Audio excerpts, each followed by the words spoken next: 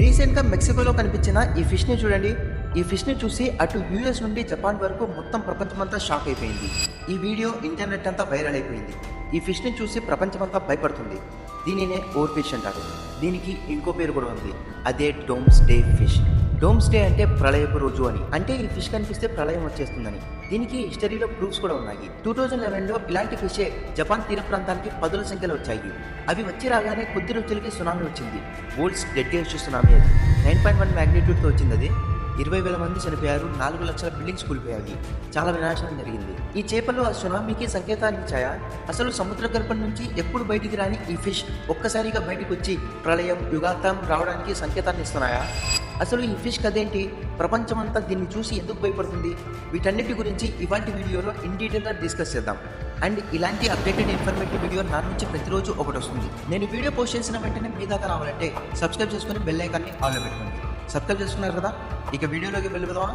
శాస్త్రవేత్తలకి భూమి మీద ఉన్న సముద్రం గురించి కన్నా అంతరిక్షం గురించే ఎక్కువ తెలుసు. సముద్రాన్ని ఎక్స్ప్లోర్ చేయడం చాలా కష్టం. ఇప్పటికీ మనం 5% సముద్రాన్ని ఎక్స్ప్లోర్ చేసాం. అందులో చాలా మిస్టరీస్ ఉన్నాయి. అందులో ఈ డూమ్స్ డే ఫిష్ కూడా ఒకటి. జనరల్గా ఈ ఫిష్ అనేవి సముద్రంలో ఎక్కడో 3,300 అడుగుల ఎత్తులో ఉంటాయి. ఎవరికి అంత ఈజీగా కనిపించవు. సముద్రం పైన ఉన్న సర్ఫేస్ లెవెల్కి అస్సలు రావట. ఇవి 26 అడుగుల పొడవు పెరుగుతాయి. 1996లో యుఎస్ఏ నావీ సీల్స్ ఆఫీసర్కి దొరికిన ఈ జాయింట్ ఫిష్ని చూడండి ఎంత పెద్దగా ఉందో. సో అలా సముద్రపు సర్ఫేస్ లెవెల్కి రావడానికి ఇష్టపడని ఈ చేప ఫిబ్రవరి 19న డైరెక్ట్గా ఒడ్డుకి వచ్చేసింది. ఈ చేప గురించి తెలిసిన పీపుల్ చెప్పే దాని ప్రకారం సముద్రంలో ఏదైనా జరగబోతుందని గెస్ చేసి ఈ చేప బయటకు వచ్చిందని భయపడుతున్నారు. సైంటిస్టులు కూడా ఈ విషయాన్ని సీరియస్ గా తీసుకున్నారు. మన టెక్నాలజీ కూడా సెన్స్ చేయలేని నేచురల్ క్యాలమిటీస్ ని జంతువులు, పక్షులు కొన్ని రోజుల ముందే సెన్స్ చేస్తాయి. ప్రకృతి విపత్తి వచ్చే కొన్ని రోజుల ముందే కుక్కలు, ఆవులు గెస్ చేసి విచిత్రమైన బిహేవియర్ చేయడం కానీ, పక్షులు ఆ చోట నుంచి వెళ్ళిపోవడం కానీ, ముఖ్యంగా పాములైతే ఏదైనా క్యాలమిటీస్ ని 121 కిలోమీటర్స్ దూరం నుంచే పసిగట్టి పారిపోవడం కానీ చేస్తాయని సైంటిఫికల్ గా కూడా ప్రూవ్ అయింది. సేమ్ అలానే ఈ డూమ్స్ డే ఫిష్ కూడా దానికి బెస్ట్ ఎగ్జాంపుల్. స్టార్టింగ్ లో చెప్పినట్లు 2011లో జపాన్ లో వచ్చిన సునామీ.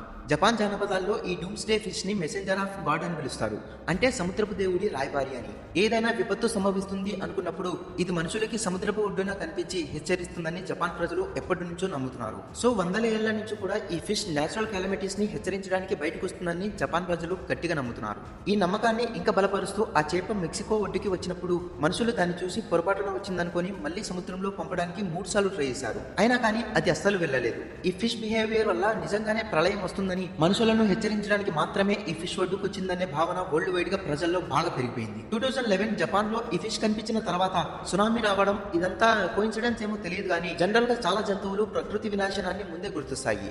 బట్ ఈ ఫిష్ అందులోకి వస్తుందో రాదో తెలియదు. ఇప్పటిదాకా ఎటువంటి సైంటిఫిక్ ప్రూఫ్స్ లేవు. మెక్సికోలో ఈ ఫిష్ కనిపించి 20 రోజులకి పైగా అవుతుంది. ఇప్పటికీ ఎటువంటి వినాశనం జరగలేదు. హోప్ ఏం జరగకూడదని కోరుకుందాం. ఈ పర్టికులర్ ఇన్సిడెంట్ గురించి మీరేమనుకుంటున్నారో కింద కామెంట్ లో చెప్పండి. అండ్ ఇంతవరకు ఈ వీడియో చూస్తున్నారంటే నా ఎక్స్ప్లెనేషన్ మీకు ఖచ్చితంగా నచ్చే ఉంటుంది. Thank you so much for that. And నా నుంచి ప్రతిరోజు ఇలాంటి అప్డేటెడ్ ఇన్ఫర్మేటివ్ వీడియో ఒకటి వస్తుంది. నేను వీడియో పెట్టిన వెంటనే మీ దాకా రావాలంటే సబ్స్క్రైబ్ చేసుకొని బెల్ ఐకాన్ని ఆన్లో పెట్టుకోండి. This is Charan signing off.